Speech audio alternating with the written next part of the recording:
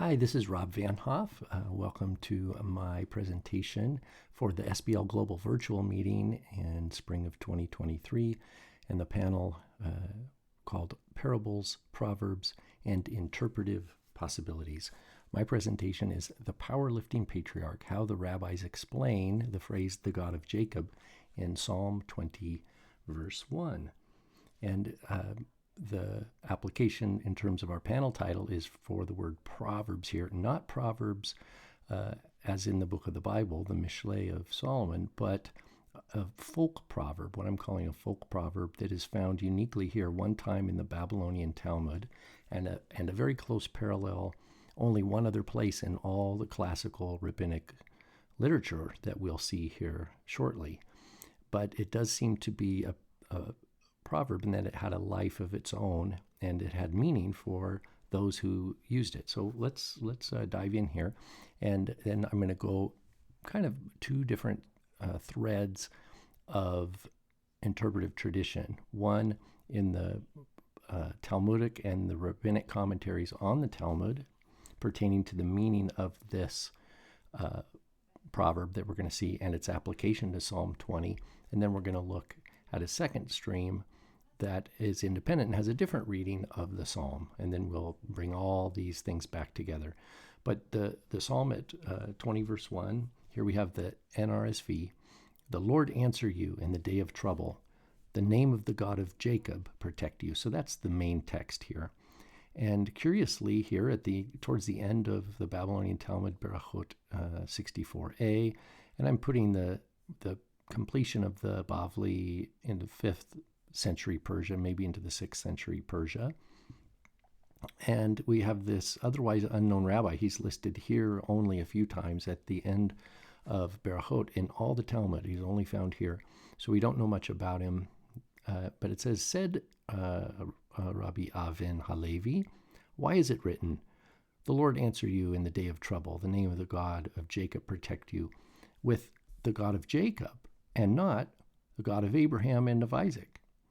So the question is that Rabbi Abin HaLevi asks is, why does it say God of Jacob and not God of Abraham and of Isaac and of Jacob? From this we learn concerning the Baal Korah, or a beam carrier, that he enters with the thick or the heavy part of the beam. So this is the proverb. It's that the Baal Korah, the beam carrier, enters with the thick of the beam. And now there's no explanation given in the Talmud. This just moves right on as if everybody understands. So we're going to investigate here. What does this mean? What does it mean? That is the proverb here, that the Baal Korah enters with the thick of the beam. And then how does it apply to this psalm? How does it apply to Psalm 20, verse 1? So here we're going to go through. And the slide deck I'm going through here is the same as the handout that you can download. No difference here. So step one is, what does it mean? Well, we're going to look first at manuscript evidence for the Talmud. Then we're going to look at something about the beam carrier or Baal Korah from the Mishnah, which is dated to 3rd century Palestine. And then we're going to look at a parallel proverb found in the Midrashic tradition from 5th century Palestine. So we're going to see that this Midrashic tradition in Genesis Rabbah is probably contemporaneous with the Persian area, similar at the closing of the Bavli, but geographically different, but similar time frame. So, but let's look at the manuscript evidence. We don't have a lot of early manuscript evidence for the Bavli. We date it to the 5th or 6th century. But the manuscript evidence here for this, now I don't have the whole section highlighted for us, but I have what are traditionally what are 4 manuscript witnesses that are extant. The Munich here, you see it's missing, probably due to haplography. The Munich Talmud is the oldest complete copy of the Babylonian Talmud, written in 1342, and it is missing this whole little pericope about Rabbi Abin HaLevi. Now, but and like I mentioned, in the Babylonian Talmud and Berachot, there are two different traditions, I think two, maybe even three, of Rabbi Abin HaLevi that are just listed together, 1, 2, 3. And this one is missing. So the reason I suggest it's missing from the Munich Bavli because of haplography, that maybe the scribe who was copying it went to the next said Rabbi Abin HaLevi and just copied the very next tradition that's attributed to him. And so, but it's missing in an important Babylonian Talmud manuscript here. The two columns on the left are the Cambridge. This is the Geniza, Cairo Geniza fragments. So these are medieval. I don't know exactly what year. This could be probably anywhere from 11th to 13th century. And we see a little break here. That is where the actual manuscript is damaged. So we don't know what the text was. The Paris manuscript is 15th century. It's nice and legible. And then the far right column is the famous 19th century printed edition of the Vilna Talmud. And for those who know Hebrew, we can just point out a few differences. This main word here, mikan, from here. This means from here. You can see there's some spelling variations, and particularly the printed edition changes it to mem, kaf, aleph, nun. So a little bit of spelling difference. Some other things is just notice Laba'al Korah in one of the Geniza fragments is spelled with an aleph at the end, which is more of the Aramaicized spelling, whereas in Hebrew it's corrected to a hey, as you can see. The main verb, sheniknas, we see here in the Nifal with the nun. So this must be like a participle probably, or present tense as we think. But the Vilna puts a yod, sheyikanes, that he will, or it's the imperfective aspect of the verb, that he should enter or will enter. A couple other variants in terms of the pronominal suffix. This is the word be'ovi, and then with some suffix like and it's, what we call an anticipatory suffix, and the thickness shel korah, the thickness of the beam. And you can see sometimes the beam is interpreted as masculine right here with the vav, anticipating korah as masculine, or be'oviha, that is her thickness. That is the thickness of the beam. So korah as feminine. So there's some variances here. You can see how for those who do know Hebrew, you can see how the Vilna has cleaned it up nicely. But the spaces, the shell space korah is not there, as you can see. Shel korah is kind of seen as one word. Anyway, not to belabor this, but there are some variances here. And so I just point this out to say this is our best manuscript evidence. We have a nice cleaned up version in the printed edition by the 19th century that doesn't necessarily match any of these manuscript traditions, but it doesn't matter because the core point is the same. There's nothing, with all the differences we see here, nothing changes the core meaning of the proverb. Just another note here from the Mishnah, which is 3rd century, about the Baal Korah, because what is a Baal Korah? Literally, it's a master of a beam. Baal is like Lord of the beam. Lord of the flies is Baal Zavuv, right? So Baal Korah is Lord of the beam. But it's just a means, a person who is carrying a beam, that they're in charge.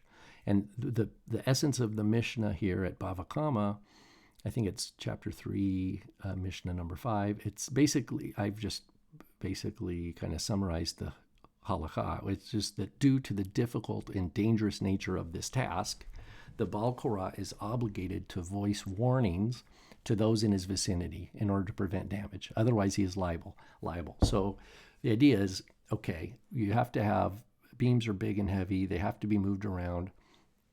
That's a good thing. But the Mishnah is acknowledging the risk involved, and therefore If there's risk, that means there's risk for potential damage and then liability. And so it's evaluating all these kinds of things. The assessment of damages and the avoidance of damage is the imperative here. He's obligated, and there's different scenarios. If he's going to stop, he has to say stop. If he's coming through, I'm coming through, right? He's got to give verbal cues to those in his vicinity to avoid liability for damages. So there is a Baal Korah in the Mishnah already, so that's prior to the Babylonian Talmud, understanding that this is a person carrying something very heavy, and it's a difficult task. I just wanted to point that out. Genesis Rabbah from the 5th century, this is a midrashic tradition, whereas the Mishnah is halakhic. That means it's legal discourse. Generally, Genesis Rabbah is midrashic, so it's more what we call agadic discourse. It is non-legal, but more moral. And in any event, it has a comment on Genesis 14, verse 5, where it says, Kedor Laomor, he's one of the kings that Abram battles. It says he and the kings with him. And the Genesis Rabbah just has this interesting phrase, Baal Korah to'en be'oviha. The Baal Korah carries the heaviest part. There you go. So it's not exactly the same. The verb is different. The other verb, the verb in the Bavli is lehikanes, is to enter. Here it's to'en. He carries. He carries. But the object is the same by its ovi, which is interpreted as heaviest or thickest part. And the basic meaning here is that it's addressing this verse. Why Kedor Laomer is mentioned and the king's with him? It's because it's his name that's on the line. So he's out in front. He leads the battle. So he is, in this situation, Kedor Laomer would be the Baal Korah. In other words, he's carrying the heaviest part. That's why his name is named first. And the kings with him are like the support team. But he's up front. So he, in this situation, would be the Baal Korah. So back to our main question here then is, what does it mean? What does this proverb mean? Well, the Baal Korah, that is the beam carrier, enters with the thick of the beam. That's the simple meaning. Or if we look at the variety, and this is the only other place that I could find in all of classic rabbinic literature where this kind of, this phraseology was captured in some sort of little saying that I'm calling a folk proverb, that the Baal Korah carries the heaviest part. So even though there's a different verb, the subject and the object are the same, and they both involve movement. To'en in Genesis Rabbah and Yikanes in the Talmud. But basically we are clear on what the meaning is of the proverb in and of itself. But now applying it to the psalm, now we're going to do a little bit of a history of interpretation. And first we're going to look at Jewish sources from the Talmudic commentary side. And the first one we're going to look at is Rashi. That's Rabbi Shlomo Yitzhaki, so son of Shlomo ben Isaac, Solomon son of Isaac. He was 11th century France. And he says in his commentary, by the width of the beam, this is the Ovi Shel HaKorah. Rashi says, if he came to move it from one place to another, that is the Baal Korah came to move it from one place to another and set it in a building, so too with Jacob with respect to all his sons. As he toiled in raising them, he would seek God's mercy for them. So Rashi gives an interpretation of this proverb and its application. So remember, the question is, why does the Psalm 20 verse 1 say, the name of the God of Jacob will protect you? Why does it say the name of the God of Jacob specifically? And why is Abraham and Isaac excluded? Rashi understands the passage from the scripture that's cited and the Babylonian Talmud's comment, or Abin HaLevi's comment about the Baal Korah, or the beam carrier. And he says, so it is with Jacob. So Jacob is the beam carrier, respect to his sons. He toiled So Jacob is the toiling. He's toiling and in raising them. So he's lifting his sons, and he would seek God's mercy for them. We see what's called Musaf Rashi, also printed in the Talmud, traditional Talmuds, that's from the same tradition as Rashi, but newer. But it even goes in more detail. It says that he should carry the majority of the weight of the beam. That's what the meaning of the proverb is. The meaning of this folk proverb is that the Baal Korah should carry the majority of the weight. So that's explaining for us. It says, so Jacob, our father, is Baal Korah. So here, Musaf Rashi comes out and says, Jacob is the Baal HaKorah, the beam carrier who bears the yoke of raising many sons with prayers. So you can see how it comes from the same tradition as Rashi, where Rashi said he toiled in raising them. Here it expands. He bears the yoke of raising many sons with prayers. Therefore it is written in the name of the God of Jacob, or written, the name of the God of Jacob will protect you in the psalm. In the merit of Jacob, on account of whom the matter of the merit of Israel depends. So Israel then is his sons, right? The 12 tribes of Israel and all their offspring. But it all depends on Jacob. So Jacob is the Baal HaKorah in our parable.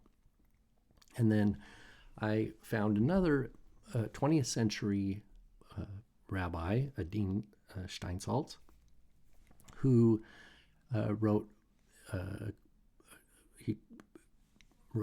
brand new commentary on the Talmud in Hebrew, and he says, why God of Jacob exactly?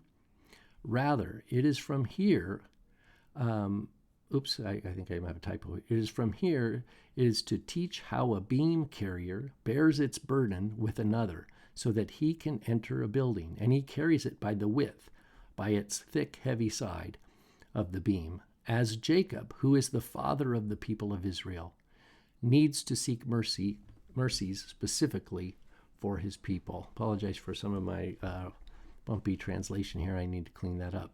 But the basic point is, Abin Steinsaltz makes the same point, that Jacob is carrying Israel. Jacob, who is the father of people Israel, needs to seek mercies specifically for his people. Okay, I'm going to move on here to, this is still part 2. How does it apply to Psalm 20, verse 1? But I wanted to look at two newer 20th century and 21st century English sources that are available. One is the Soncino Talmud, and one is the website called Sepharia. And the Soncino Talmud from the mid-20th century says he should put the thicker end in the ground so as to give better support. So the name of Jacob would be more efficacious in prayer because he was the more immediate ancestor of the Jewish people. So that's the interpretation that the Soncino Talmud gives of this folk proverb.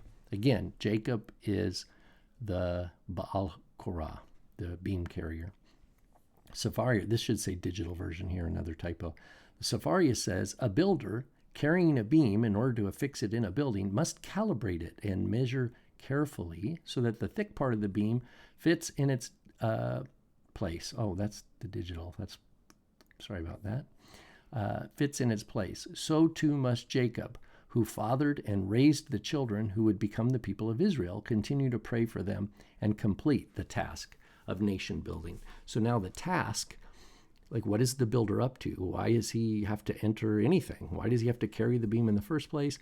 That is because Jacob is completing the task of nation building.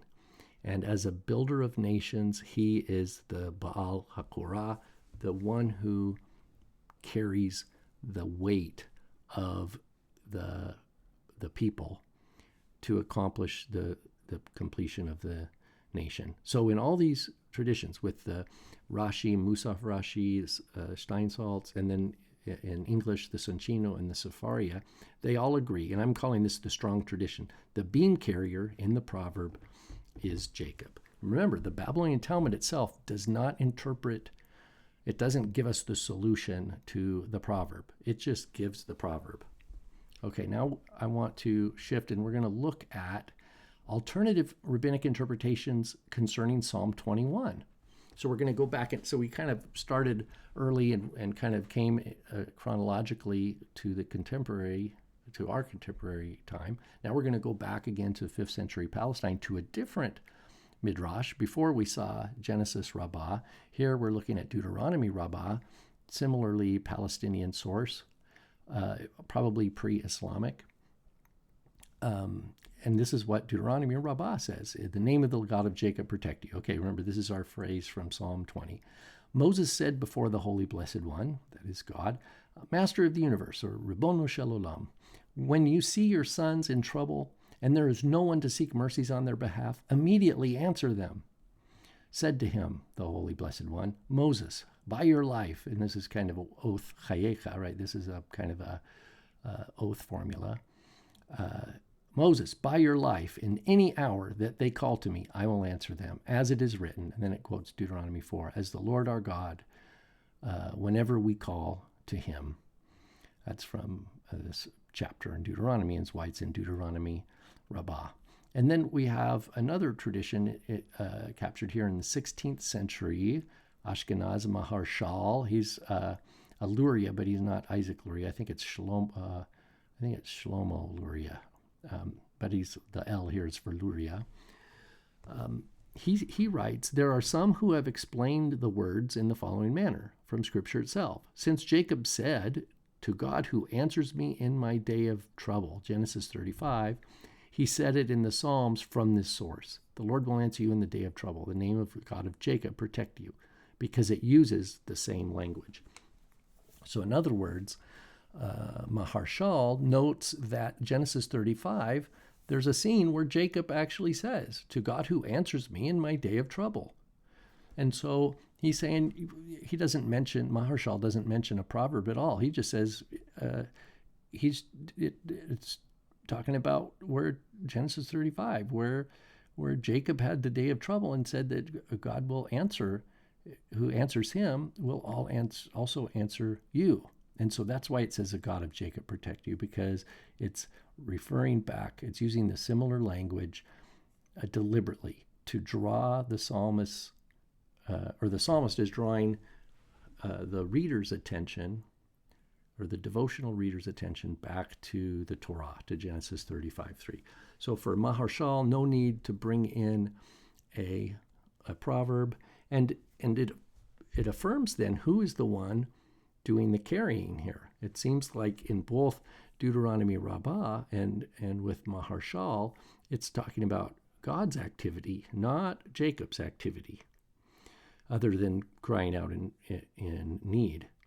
Okay, we're going to continue on here and look at another alternative interpretation from a collection called Likutei HaPardes, 19th century print. It's associated with the tradition of Rashi, but it's a very different view. And this is what it says. The Lord will answer you in the day of trouble. Why do we not invoke the name of the God of Abraham, neither the name of the God of Isaac, but the name of the God of Jacob? Now remember, this is 19th century, but it's citing the same question that we saw way back in the Babylonian Talmud. Rabbi Abin HaLevi asked this same question. Well, notice the answer here. There's no proverb given for the answer. It says, the answer is that rather as it is written concerning Jacob. This is back to like Maharshal, we just saw it. The one who answers me in the day of trouble, etc. Genesis 35. And then in this psalm, it is written, Hashem will answer you in the day of trouble. Psalm 21. Therefore, we invoke the merit of Jacob. The one who answered in his day of trouble, he will answer us in our day of trouble. So the affirmation here in this alternative tradition of Psalm 20, it doesn't use, there's no recourse to that proverb, and it's just saying that God is faithful. God answered Jacob then. God answers the prayers of the offspring of Jacob. It's that simple. And so I just say a fair interpretation, asking the same question, right? Rabbi Abin HaLevi's question, why the God of Jacob, without mention of the Bavli's proverb. I said, it seems to me that this alternative tradition concerning the wording of Psalm 21 emphasizes God's strength for Israel based upon his covenant promises, even in their weakest moment. I think that this explanation is actually the proper interpretation of the Bavli's proverb, that is against Rashi and Musaf Rashi, etc. But what I have not found is a rabbinic explanation of the beam carrier proverb, or the Baal HaKorah proverb, that corrects Rashi and the others, or even offers an alternative interpretation. So I will offer one here. Against Rashi and the subsequent interpreters in the Talmudic interpretive tradition, I suggest that it makes more sense to understand the Bavli's curious proverbs along these lines. God is the Baal Korah. God is the beam carrier. Jacob is the Ovi. He's the weight, the heaviest part. The covenant with Jacob is guaranteed. That is, God will carry Jacob in his heaviest, most distressful moments. God is mighty and faithful and sure, so that those who call on him in their heaviest and most difficult circumstance can rest assured in confidence he will answer them in their day of distress. So just my final slide here, we just look at the back to the very beginning where we started. Said Rabbi Abin HaLevi, why is it written, etc., the God of Jacob protect you? Why does it say the God of Jacob and not God of Abraham and Isaac? From this we learn concerning the Baal Korah that he enters with the thick of the beam. So Rashi, this is the equation or the key to the parable. The Baal Korah is Jacob. The entering is the intercession for or prayer for, and the thick of the beam is Israel or his sons. So Jacob praying for his sons, and as we saw with Musaf Rashi, clearly saying Jacob was the Baal Korah. My reading, I'm putting myself against the Rashi here, is the Baal Korah is the God of Jacob. Enters is he's accomplishing his purpose, and the thick of the beam is the patriarch with the most difficult trials. So I would suggest that this is the much more plausible explanation or understanding of this curious folk proverb found only here in the Babylonian Talmud, and how it could make sense to apply it to Psalm 20. Why does it say the God of Jacob? Because it's the God of Jacob is the Baal Korah, and he takes liability upon himself. He is responsible. He's task-oriented, right? He's working towards what his purpose is. That's him entering, and he carries by the thick of the beam. And the reference then to the thick of the beam is the day of trouble. And the day of trouble refers to Jacob's difficulty, that even of the three patriarchs, Abraham, Isaac, and Jacob by far has way more difficult and distress and trouble in the book of Genesis than do Abraham or Isaac. So Jacob is the one who had the most distress, and he, as we saw from the quotation from Genesis 35, he says, he answers me in my day of trouble. So my interpretation of this proverb is here on the bottom. The Baal Korah is not Jacob, it's the God of Jacob. And one last footnote here, I don't have it on a slide, is just possible thoughts concerning parallels with bearing weight bearers in the New Testament. So, and the one would be, Jesus carrying his cross, and then he gets help to bury the cross in some of the accounts we're told. And elsewhere he says, take up your cross and follow me. So there is a sense where a beam carrier could be a theme that has faint, partial, sketchy maybe parallels with the tradition in the New Testament. And of course, Paul talks about in Galatians, he talks about each person must bear their own load, but they're also to help others bear their load to get them back so that they can bear their load and you can get back to bearing your load. But the idea of helping another with their load from time to time is obligatory and as actually seen as fulfilling the law of the Messiah, the Torah of the Christ. So I don't know how far to push on that front, but that's just a footnote here. The basic point is this curious, what I'm calling a folk proverb here from the Babylonian Talmud, and some interpretation history, and how I come to an interpretation that's at odds with the main rabbinic commentator on the Talmud, the 11th century French famous Rashi. All right, I hope this was somewhat entertaining and enlightening for you all, and I look forward to our discussion. Thank you.